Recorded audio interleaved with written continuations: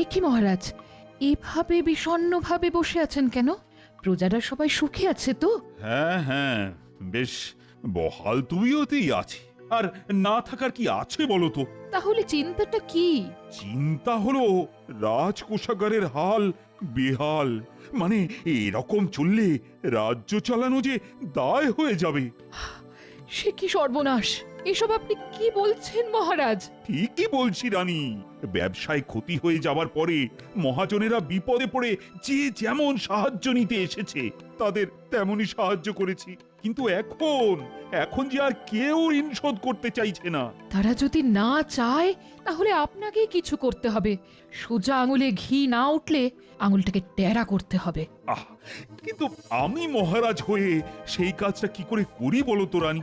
রাজা হিসেবে আমার কর্তব্য প্রজাদের সাহায্য করা, তাদের কাছ থেকে কেড়ে আদায় করা নয়। তাহলে থাকুন আপনি আপনার কর্তব্য নিয়ে। তবে ছোট মুখে একটা বড় কথা আমাকে আজকে বলতেই হবে। ও, বলতে আর কি বাকি রাখছো বলো তো? বলো বলো, যা মনে আছে সব বলে ফেলো। মহাজনেরা যে পথ দেখান সেই পথই সেরা পথ। তাই পারলে ওদের অনুসরণ করুন মহারাজ। বাহ বাহ বাহ, চমৎকার বলেছ তো রানী। তার মানে মহাজনেরা অর্থ সংকটে পড়ে যা করেছে, আমিও যদি তাই করি তাহলে আপাতত ওই বিপদ থেকে উদ্ধার পেতে পারি। না না না, এটা তো আগে ভেবে দেখিনি। যা আগে ভাবেননি তা এবার ভাবুন তাহলে। জয় মহারাজ কৃষ্ণচন্দ্রের জয়। জয় মহারাজ কৃষ্ণচন্দ্রের জয়। এই তো এই তো সবাই চলে এসেছো দেখছি। বাহ বাহ বাহ, বেশ বেশ। কিন্তু এসে কি হবে মহারাজ? আপনি বলছেন বেশ, কিন্তু এদিকে তো সবই শেষ। আপনি যা দানছত্র করেছেন তার ঠেলায় তো আমরা চোখে অন্ধকার দেখছি মহারাজ। কি আর করি, অনাবৃষ্টি, চাষের ক্ষতি, এসব করে রাজ্যের যা অবস্থা, তাতে তো প্রজারা মোটেই ভালো নেই। ওদের হাত ফাঁকা, আর তার ফল পড়েছে ব্যবসায়। তাই এবার ব্যবসার হাল ফেরাতে আপনি আপনার হাত ফাঁকা করে বসলেন। ফাঁকা হাত সে না হয় আবার ভরে যাবে, কিন্তু প্রজারা কষ্ট পাচ্ছে সেটা কি মহারাজ দেখতে পারেন? না না না না, আমিও ভেবে ফেলেছি রাজকোষের হাল ফেরাতে আমি নবাবের কাছ থেকে ঋণ নেব। তারপরে মহাজনেরা যেমন আমাকে শোধ করবে, তেমনি আমিও নবাবের ঋণ শোধ করে দেব। এ তো অতি উত্তম ভাবনা মহারাজ। এইভাবে আমরাও এই হাঁসফাঁস অবস্থা থেকে মুক্তি পাবো। হ্যাঁ, কিন্তু নবাব যে মহারাজকে ঋণ দেবেনি সে ব্যাপারে আমরা নিশ্চিত হব কি করে? তাও বটে, নবাব কি আর এমনি এমনি দিয়ে দেবে? সেই ব্যাপারটা আপনি আমার ওপর ছেড়ে দিন মহারাজ।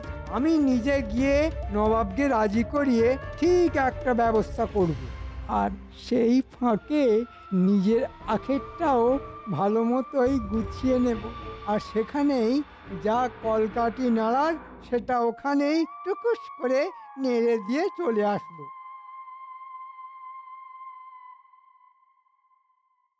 কয়েকদিন ধরে এই মনটা কেমন আনচান আনচান করছে, কিছুতেই মাথাটা খাটাতে পারছি না। তাহলে থাক না, শুধু শুধু সুস্থ মাথাকে অসুস্থ করে কি লাভ জাহাপানা? লাভ আছে উজি, লাভ আছে বই কি। কিভাবে কৃষ্ণচন্দ্রকে বিপদে ফেলা যায় সেটা আমাকে ভাবতেই হবে।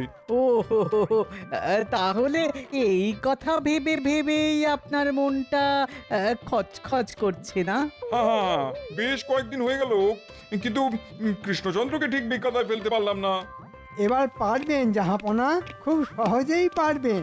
আরে আরে, মন্ত্রী মশাই মনে হচ্ছে এই কোনো খাস খবর দিতে খুদ বেখুদ এসে হাজির হয়েছে। আগে মহারাজ খুব বিপদে পড়েছেন জাহাপনা। বলো কি, এ তো মেঘনা চাইতে জল। আরে আরে, চুপ করে আছে কেন? বলো বলো বলো, বলে ফেলো। মহারাজ মহাজনদের ব্যবসা করার জন্যে মোহর দিয়েছিলেন। কথা ছিল ব্যবসায় লাভ হলে সুদ নয় আসলটাই ফিরিয়ে দেবে। বটে, তারপর কি হলো? কিন্তু মহাজনরা এখন একে একে এসে মহারাজের কাছে হাত উল্টে দিচ্ছে। অবস্থা এখন এমন যে কোষাগার একেবারে ভোঁ ভাঁ। ও, এসব গল্প বলে ভেবেছো এখান থেকে বেশ কিছু মোহর হাতিয়ে নিয়ে চলে যাবে? এটা কি মামার বাড়ি নাকি? হ্যাঁ, জাহাপানা কি এখানে দান ছত্র খুলে রেখেছেন যে যখন খুশি আসবে আর মোহর নিয়ে চলে যাবে? ঠিকই তো, কৃষ্ণচন্দ্র আবদার করলো বলেই কি আমাকে একেবারে সুর করে দিয়ে দিতে হবে নাকি? দেওয়ার তো কোনো প্রশ্নই নেই জাহাপনা। আমি তো বলছি দিতে না, আপনি বরং নিতে চলুন।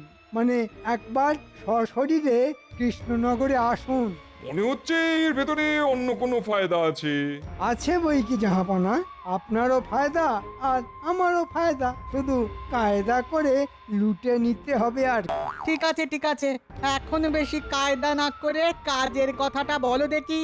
অর্থনৈতিকভাবেই কৃষ্ণচন্দ্রকে বিপদে ফেলতে পারলেই জাহাপনার মনের আশা পূর্ণ হবে। ওরকম ঘুরিয়ে ফিরিয়ে কথা না বলে সিধা সিধা বলো তো মতলবটা কি? বহুত খুব, এবার কৃষ্ণচন্দ্রকে জব্দ করার আচ্ছা মৌকা পেয়েছি।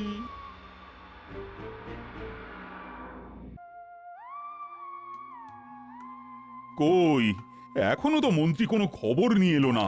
হয়েছে ধরুন মহারাজ, শাস্ত্রে বলে সবুরে মেয়া ফলে। তবে মন্ত্রী মশাই যখন নিজেই গেছেন তখন শুধু মেওয়া কেন, আর যে কি কি ফলবে সেটা তো উনি এলেই মালুম পাবেন মহারাজ। হা, মন্ত্রী তো ভালো খবরও আনতে পারে। এমনও তো হতে পারে যে নবাব সত্যি সত্যি সাহায্য করতে রাজি হয়ে গেলেন। আমি বললে নবাব রাজি হবে না মানে? নবাব হবে না, নবাবের ঘাড় হবে। মনে হচ্ছে মন্ত্রী মশাই কোনো সুখবরই এনেছেন।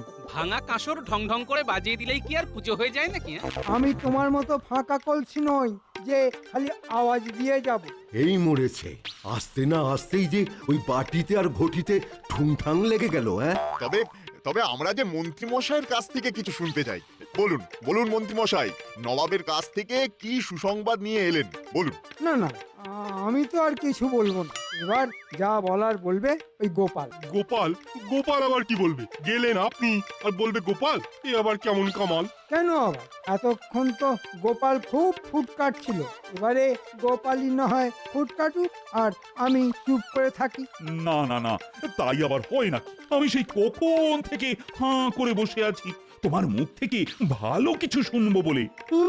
মহারাজের কি চিন্তা, বন্ধই হচ্ছে না মুখটা। তাহলে এবার বরং আপনি হাঁটা বন্ধই করে ফেলুন মহারাজ। বলছো বলছো মানে চিন্তা করার কোনো কারণ নেই? বলছি, কারণ নবাব রাজি হয়ে গেছেন মহারাজ। ও বলো কি মন্ত্রী, শুনেও শান্তি। শান্তি না অশান্তি সেটা তো মন্ত্রী মশাই ঝেড়ে কাশলেই বুঝতে পারবেন মহারাজ। হ্যাঁ হ্যাঁ, কাশো কাশো, জেরে কাশো দেখি মন্ত্রী। নবাব কি অর্থ সাহায্য করতে রাজি হয়েছেন? আগে জাহাপনা সাহায্য করবেন তো বটেই, তবে তার আগে তিনি নিজের চোখে এসে দেখবেন আপনার অবস্থাটা ঠিক কি। এই মরেছে, এ নবাবের আবার আসার কি দরকার ছিল? ভেবেছিলেন খাল কেটে জমিতে জল আনবেন, তার বদলে মন্ত্রী মশাই একেবারে জমিতে কুমির ডেকে এনেছেন। নিন, এবার হয় নিজেকে সামলান, নইলে কুমির ডাঙা খেলুন। হ্যাঁ, মুশকিল তো হলো বটে। নবাব এলে তার খাতির যত্নেরও তো একটা ব্যাপার আছে নাকি? কিন্তু এখন যা অবস্থা তাতে সেটাই তো করা মুশকিল। কি আর করবেন মহারাজ, রাজকোষের হাল ফেরানোর জন্যে এটুকু তো করতেই হবে। তবে এমনটা যে হবে সে তো আমি আগেই বলেছিলাম মহারাজ। হ্যাঁ হ্যাঁ, বলেছিলে বটে, তবে এখন আর কি উপায়? উপায় যদি কিছু থাকে তবে তা ওই গোপালই বার করতে পারে। তাহলে এবার তুমি কিছু একটা করো গোপাল। ওহ, কি বিপদেই পড়লাম রে বাবা। বেশ, তবে আমাকে কয়েকটা দিন সময় দিন মহারাজ। আমি যা ঘাঁটার ঘেঁটে দিয়েছি, এবার যতই চেষ্টা করো নবাবের হাত থেকে মহারাজকে আর বাঁচাতে পারবে না। তবে নবাবের খাতির যত্নের জন্যও তো দুধটা, ঘিটা, মন্ডাটা, মিঠাইটা লাগবে। আরে সেটাই বা জোগাড় হবে কি করে? আপাতত না হয় সব ধারেই হবে, পরে সব শোধ হয়ে যাবে। বাবা, মন্ত্রী মশাই আবার ভোলার দাদের দোকানে মিষ্টি কিনতে এসেছে। চল চুপি চুপি গিয়ে দেখি কি মিষ্টি, পরে ফেরার সময় পাকড়াও করে খাবো। হ্যাঁ হ্যাঁ, চল চল। কি ব্যাপার ভোলা, ব্যবসায় নাকি মন্দা চলছে শুনছি। হ্যাঁ সে তো চলছেই, মানুষের ডাল ভাতের জোগান হচ্ছে না, আর মিষ্টি মুখ করবে কি করে? কিন্তু আমি তো এবার তোমার ব্যবসা চাঙ্গা করার জন্য এসেছি। তাহলে আমার ওই কপাল ভালো হবে বলছেন মন্ত্রী মশাই? আরে হবে কি, ধরে নাও হয়ে গেছে। কিন্তু ওদিকে যে ধারও হয়ে গেছে গলা পর্যন্ত। যার যা ধার আছে সবাইকে ডেকে ফেলো, নবাব আসছেন রাজ্যে। তোমরা সবাই সেজে গুজে রাজসভায় চলে এসো, সব ধার শোধ হয়ে যাবে। তবে আবার কি? তবে এর জন্যে আমার দিকটাও তো দেখতে হবে। ধার শোধ হলেই এদিকেও কিছু ছাড়তে হবে। সে কি আর ওই বুঝতে বাকি আছে? তা সে তো দিতেই হবে।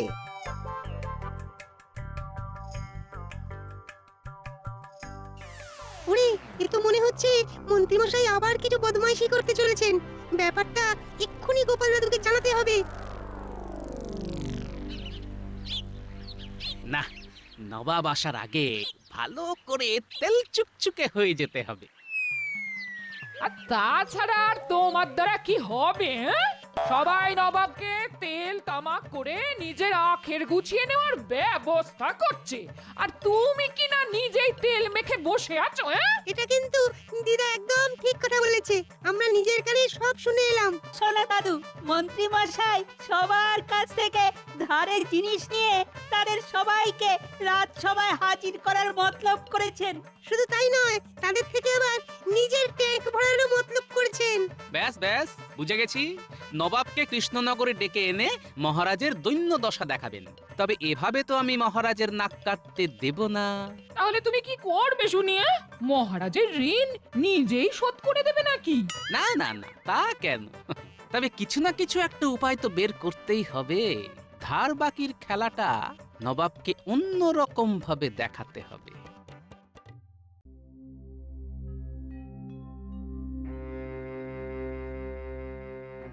কি হলো মহারাজ, আপনি যেন গভীর কোনো চিন্তায় ডুবে রয়েছেন মনে হচ্ছে। চিন্তা? হ্যাঁ হ্যাঁ হ্যাঁ, চিন্তা একটা হচ্ছে বই কি। ওহ, আজ যে কার মুখ দেখে ঘুম থেকে উঠেছিলাম। সেসব ছেড়ে এবার তাহলে সমস্যাটা খুলেই বলুন মহারাজ। আরে খোলাখুলির আর কি আছে? নবাব আসছেন কৃষ্ণনগরে, এর থেকে বড় সমস্যা আর কি কিছু হতে পারে? ওহ, আমি থাকতে আপনার এত সাত পাঁচ ভাববার কি আছে মহারাজ? নবাবকে খালি একবার আসতে দিন, তারপর দেখবেন আমি একেবারে এক হাতে সব সামলে দেব। সাবাস মন্ত্রী মশাই, সাবাস। পারুন না পারুন, আওয়াজ দিতে ছাড়বেন। সাধে কি বলে, ফাঁকা কলসির আওয়াজ বেশি। আমি কলসি হলে তুমি কি একটা আস্ত জ্বালা। নিজেদের মধ্যে এরকম চিমটি কাটাকাটি বন্ধ করে চুক্তি করে বসে ভাবো দেখি, নবাব এলে কিভাবে নবাবের মোকাবিলা করবে। আপনি কিচ্ছু ভাববেন না মহারাজ, আমি সব একেবারে গুছিয়ে রেখেছি। দেখেই নবাবের কষ্টে বুক ফেটে যাবে, আর আপনি যা সাহায্য চাইবেন তাই দিয়ে দেবেন। আপনি যে কি সাজিয়ে গুজিয়ে রেখেছেন সে আর আমার জানতে বাকি নেই। তবে আপনি যদি ডালে ডালে যান তাহলে আমিও পাতায় পাতায় যাব। নবাবকে আমিও ঠিক বুঝিয়েই ছাড়বো। হ্যাঁ, আমি আগেও বলেছি, আবারও বলছি, বাঁচালে আপনাকে ওই গোপালই বাঁচাবে। তাই গোপালের ওপরেই ভরসা রাখুন মহারাজ। দেখি কি হয়।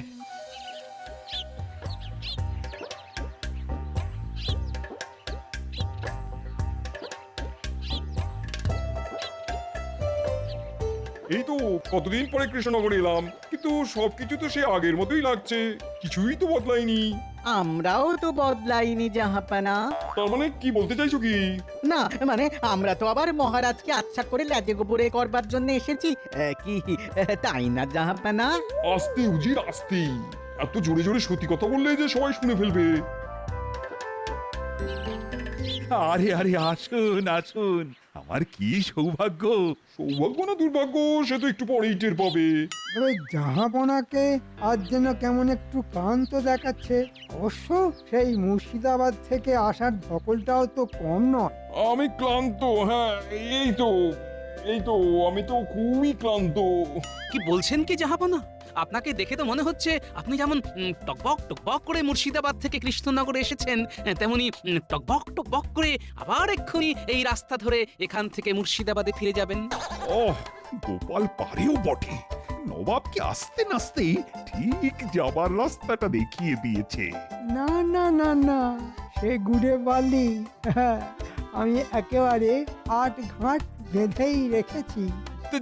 তাহলে কি করবেন ঠিক করলেন? মানে থাকবেন না যাবেন? আমার তো মনে হচ্ছে জাহাপনা এখনই কোথাও যাবেন না। কি জাহাপনা, যাবেন নাকি? হ্যাঁ হ্যাঁ, যাবো তো নিশ্চয়ই, তবে মুর্শিদাবাদে নয়, আমি যাব কৃষ্ণচন্দ্রের অতিথিশালায়। কি কৃষ্ণচন্দ্র, তোমার আপত্তি নেই তো? আপত্তি? না, না, না, না, মানে আপত্তি কেন? আর থাকলেই বা কি? হ্যাঁ, মন্ত্রী মশাই যখন সব আগে ভাগে ঠিক করেই ফেলেছেন, তখন কোনো আপত্তিই টিকবে না। তবে এখানে থাকতে গেলে আপনাকে যে তার ব্যয় নিজেকেই বহন করতে হবে জাহাপনা। হ্যাঁ, তাহলে নিজের খরচে থাকতে হবে, এমন করুণ অবস্থা কৃষ্ণচন্দ্রের। এই মরেছে। আমাকে উদ্ধার করার বদলে গোপাল যে আমার মান সম্মান ডুবিয়ে দিল দেখছি। দেখাশোনার কিচ্ছু নেই, ফেলবেন কড়ি, মাখবেন তেল, সোজা হিসেবে দেখুন খেল। বেশ, তবে এই নাও 500 মোহর দিলাম। তবে এই মোহরের বিনিময় আমি এখানে গ্যাঁট হয়ে বসে থাকবো, আর কৃষ্ণচন্দ্রের দুর্দশা দেখবো নিজের চোখে। কি আর দেখবেন জাহাপনা, ধার বাকিতে তো গোটা রাজ্যটাই ডুবে রয়েছে। দেখতে চাইলে দেখবেন পাওনাদারেরা সবাই শাড়ি দিয়ে বসে আছে। কি কাণ্ড! মন্ত্রীও তো দেখছি একেবারে হাটে হাঁড়ি ভেঙে দিচ্ছে। ছি ছি ছি ছি ছি ছি, এইভাবে তুমি অর্থ নয় থয় করছো, কিছুই সঞ্চয় করে রাখতে পারোনি। কে আর কি সঞ্চয় করবে জাহাপনা? পৃথিবীতে আমরা খালি হাতে এসেছি, খালি হাতেই ফিরে যেতে হবে। মাঝখানে যতক্ষণ আছি সবই শোধবোধ হয়ে যাবে। না না, এইভাবে ঘুরিয়ে পেঁচিয়ে দিয়ে ব্যাপারটাকে হালকা করলে চলবে না। ঠিকই তো, ঠিকই তো। না না না না না, কৃষ্ণচন্দ্র, তোমার দ্বারা যদি রাজ্য সামলানো না যায়, তবে মন্ত্রী মশাই কি দায়িত্ব বুঝিয়ে দাও। আমার তো কোনো অসুবিধাই নেই, কখন বোঝাবেন মহারাজ? ওহ, দায়িত্ব বুঝে নেবার জন্যে যেন একেবারে অধৈর্য হয়ে পড়েছে। একবার নবাবকে সামলে ফেলি, তারপর ওকে টের পাওয়াচ্ছি। বেশ, তাহলে জাহাপনা এখন বিশ্রাম করুন, পরেই না হয় সকলের অভাব অভিযোগ শুনবেন।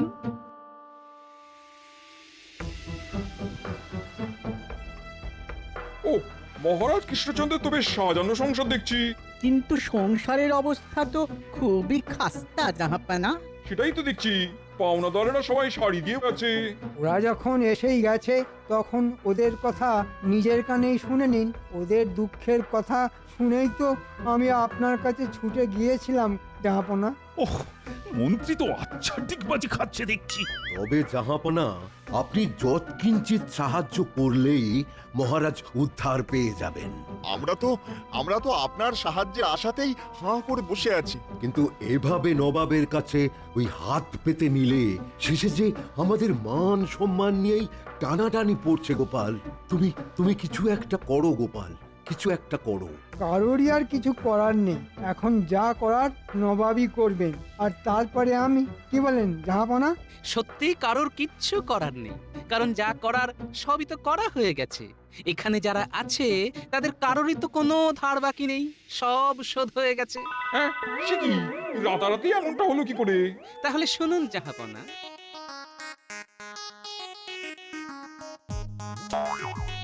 আপনি আসবেন, তাই অতিথি আপ্যায়নের জন্য মহারাজ ভোলা ময়রার কাছে দুধ, ঘি, মিষ্টি বায়না করেছিলেন। সেটা আপনার দেওয়া ওই 500 মোহর দিয়েই মিটিয়ে দিয়েছেন। আমি আবার সেই মোহর পেয়ে ওই দুধওয়ালার কাছে যে ধার ছিল তা চুকিয়ে দিলাম। আমিও ওই মোহর পেয়ে যার গরু সেই মহাজনের দেনা শোধ করে দিলাম। আর আমি গরু কেনার জন্য মহারাজের কাছ থেকে ঋণ নিয়েছিলাম, সেটাও এই অর্থ পাবার সঙ্গে সঙ্গেই শোধ করে দিয়েছি। আর আমি সেই অর্থ পাওয়ার পরেই নবাবের কাছ থেকে নেওয়া অতিথি সেবার অর্থ ফেরত দিয়ে দিলাম।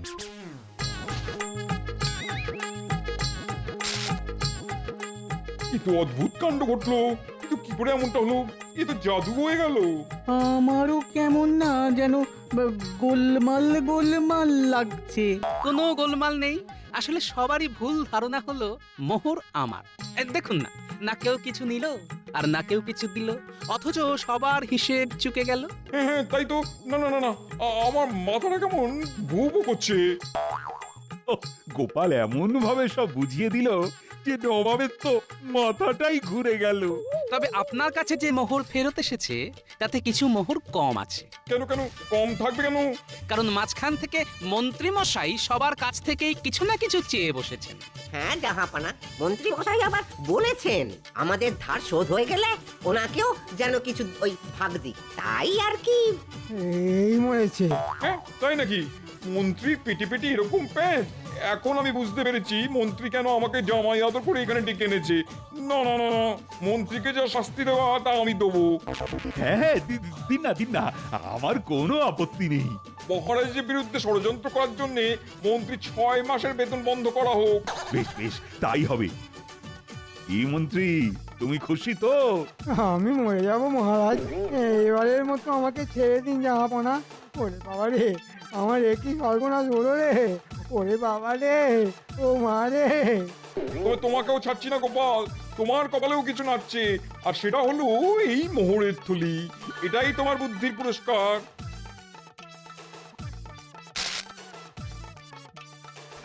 ধন্যবাদ জাহাপনা, তবে আমি এই অর্থ রাজকোষেই দান করলাম। রাজ্যের ভালো হলেই আমার ভালো হবে জাহাপনা। সত্যি গোপাল, তোমার তুলনা হয় না। জয় গোপালের জয়, জয় গোপালের জয়।